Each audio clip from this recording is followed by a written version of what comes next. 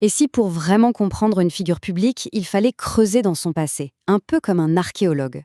C'est l'idée d'un livre assez fascinant qui propose de faire une archéologie psychologique de Donald Trump. Alors qu'est-ce que cette fouille a bien pu révéler? C'est ce qu'on va voir ensemble. Alors, pour commencer, l'auteur nous met tout de suite dans l'ambiance avec une petite touche d'humour. Il dit en gros: «Je suis belge, la complexité, ça me connaît». C'est une manière assez maligne de nous dire: attention, ce qui va suivre n'est pas une analyse simpliste. On va essayer de dénouer des fils psychologiques qui sont, disons, assez emmêlés. Bon, entrons dans le vif du sujet. Cette fameuse archéologie psychologique, qu'est-ce que c'est au juste? C'est vraiment la pierre angulaire de toute la démarche du livre. Avant de regarder ce qui a été trouvé, il faut d'abord bien comprendre comment on a creusé.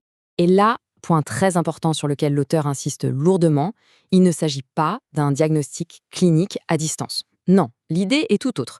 Il s'agit plutôt d'éplucher des décennies d'archives publiques. On parle d'interviews, de livres, de témoignages, de tout ce qui est disponible, pour y trouver des motifs, des schémas de comportement qui se répètent encore et encore.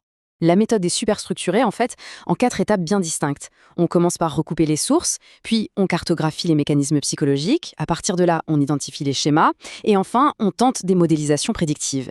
C'est construit comme un gâteau à étages. D'ailleurs, l'auteur ajoute avec un peu d'humour noir que le glaçage, ici, serait le traumatisme. Ok, maintenant qu'on a la méthode, on peut commencer à creuser. Et la première couche archéologique, la plus profonde, c'est l'enfance. Parce que d'après le livre, c'est vraiment là que le code source psychologique a été programmé. Le livre pointe 2 éléments vraiment fondateurs. D'un côté, un père, Fred Trump, qui voulait que ses fils soient des tueurs, des gagnants à tout prix, avec tout ce que ça implique de dureté. Et de l'autre, une mère, Marianne McLeod, qui a été hospitalisée pendant de longs mois, une absence traumatisante, pile à un moment clé du développement du jeune Donald.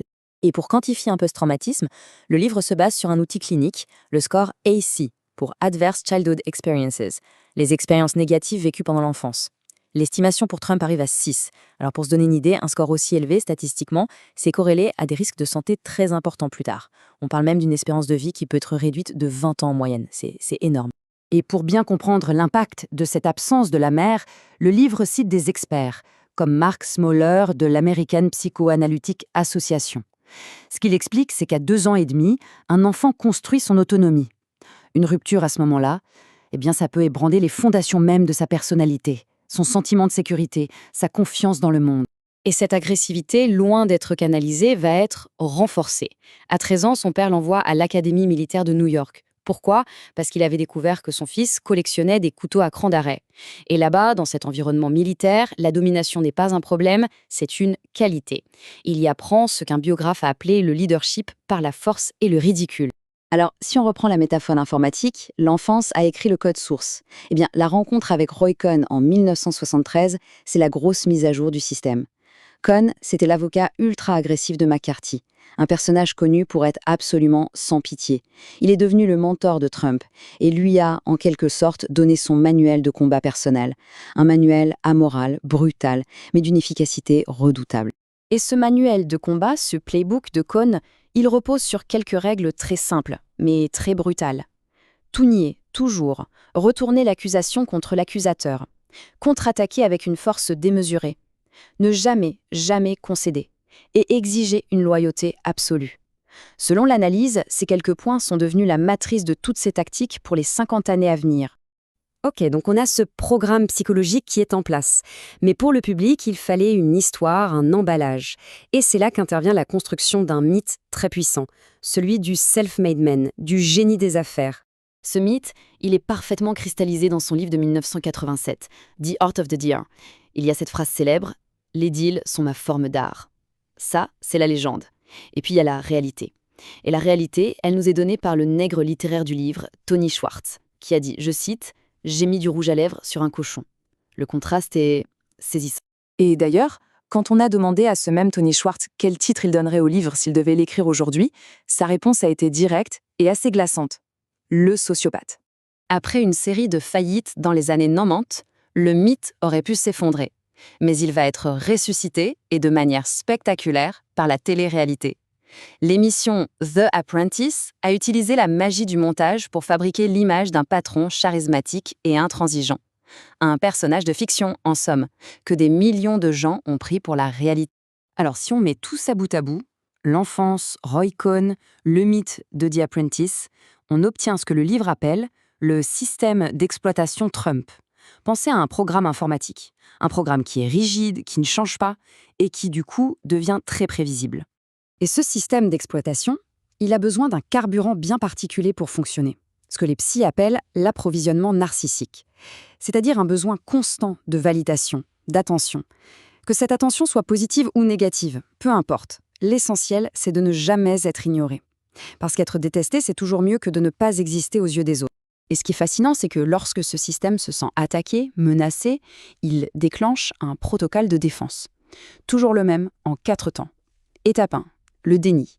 Fake news, rejeter la réalité en bloc. Étape 2, la déviation. On déplace le problème sur les autres. Et un tel alors? Étape 3, l'attaque. On discrédite la source avec une force disproportionnée. Et enfin, étape 4, le recadrage. On affirme que la défaite était en fait une victoire. C'est un schéma qui se répète sans cesse. On arrive à la conclusion logique de l'analyse. Si ce système d'exploitation est si rigide et si prévisible, alors on devrait pouvoir anticiper son comportement.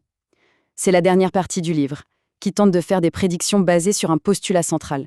Et ce postulat, c'est l'immuabilité. Le système ne peut pas changer. Il ne peut pas apprendre de ses erreurs, il ne peut pas évoluer, il n'y a pas de mise à jour possible. D'ailleurs, Trump lui-même a dit un jour à un journaliste qu'il n'avait pas changé depuis le CP. L'argument du livre, c'est qu'il faut le prendre au mot. Donc, en partant de cette idée que le programme est figé, le livre liste une série de comportements prévisibles. Ce n'est pas de la voyance, c'est juste la description de ce que le système est programmé pour faire. Par exemple, il n'admettra jamais une erreur. Il cherchera systématiquement à se venger de ses ennemis. Il ne s'entourera que de gens qui lui sont personnellement loyaux. Il verra la politique étrangère comme une affaire personnelle. Et il cherchera à démanteler les institutions qui le contraignent. Au final, toute cette archéologie psychologique, toute cette analyse complexe nous ramène à une idée très ancienne, une phrase du philosophe grec Héraclite, vieille de 2500 ans. Le caractère est le destin. Et le livre se termine en nous laissant avec cette idée en tête, sous la forme d'une question assez vertigineuse. Qu'est-ce qui se passe quand un homme qui ne peut pas changer se retrouve à diriger une nation et même un monde qui, lui, est forcé de s'adapter en permanence pour survivre ?